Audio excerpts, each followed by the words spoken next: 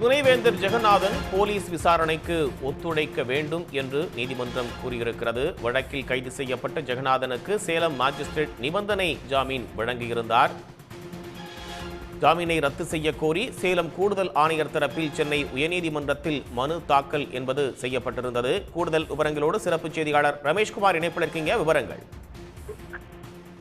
விதிகளை மீறி அரசு அனுமதி பெறாமல் பல்கலைக்கழகத்துடைய பல்வேறு பணிகளை மேற்கொள்வதற்காக பெரியார் பல்கலைக்கழக தொழில்நுட்ப தொழில் முனைவோர் மற்றும் ஆராய்ச்சி பவுண்டேஷன் என்ற அமைப்பை தொடங்கி அரசு நிதியை பயன்படுத்தியதோடு இது சம்பந்தமாக புகார் அளித்துறை ஜாதி பெயரை சொல்லிக்கிட்டதாகத்தான் சேலம் பெரியார் பல்கலைக்கழக துணைவேந்தர் ஜெகநாதனுக்கு எதிராக இந்திய தண்டனை சட்டம் வன்கொடுமை தடுப்பு சட்டப்பிரிவின் கீழ் வழக்கு பதிவு செய்து காவல்துறை அவரை கைது செய்தனர்.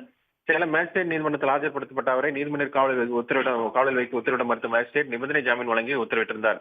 இந்த ஜாமீனை ரத்து செய்ய கோரிதான் சென்னை உயர்நீதிமன்றத்தில் சேலம் கூடுதல் ஆணையர் தரப்புல மனு என்பது தாக்கல் செய்யப்பட்டிருந்தது. இந்த மனு மீதுதான் நீதிபதி பி வேல்முருகன் முன்பு விசாரணைக்கு வந்தது.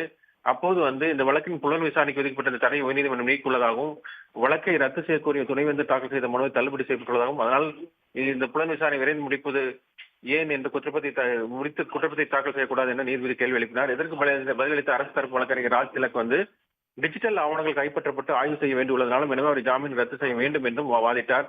துணைவேந்தர் தரப்புல ஏற்கனவே இதே பல்கலைக்கழகத்தில் இது போன்ற அமைப்புகள் துவக்கப்பட்டு ஆராய்ச்சிகள் மேற்கொள்ளப்பட்டு வருவதாக வாதிடப்பட்டது. அனைத்து தரப்பு வாதங்களை கேட்ட நீதிபதி இந்த வழக்கில் இன்று தீர்ப்பளித்திருக்கிறார். அவர் பிறப்பித்த உத்தரவுல ஜாமீன் வழங்கி உத்தரவு பிறப்பிக்க சம்பந்தப்பட்ட அந்த மேஜிஸ்ட்ரேட் நீதிமன்றத்துக்கு எந்த ஒரு அதிகாரம் இல்லை என்றும் அவர் தெரிவித்திருக்கிறார். அதே வேளையில இவரை நீதிமன்ற காவலுக்கு அனுப்பாமல் அந்த கைதை நிராகரித்து உத்தரவு பிறப்பித்தது சரிதான் என்றும் தெரிவித்திருக்கிறார். இன்னொரு ஆனால் இவர் துணைவேந்தர் ஜெகநாதன் காவல்துறையினுடைய முழுமையான விசாரணைக்கு ஒத்துழைப்பு அளிக்க வேண்டும். ஒத்துழைப்பு அளிக்காமல் இருந்தாலோ அல்லது அவருடைய சாட்சிகளை கலைத்தாலோ அவரை கைது செய்து விசாரணை நடத்தலாம் என்றும் நீதிபதி தனது உத்தரவில் குறிப்பிட்டிருக்கிறார். விவரங்களுக்கு நன்றி ரமேஷ்குமார்.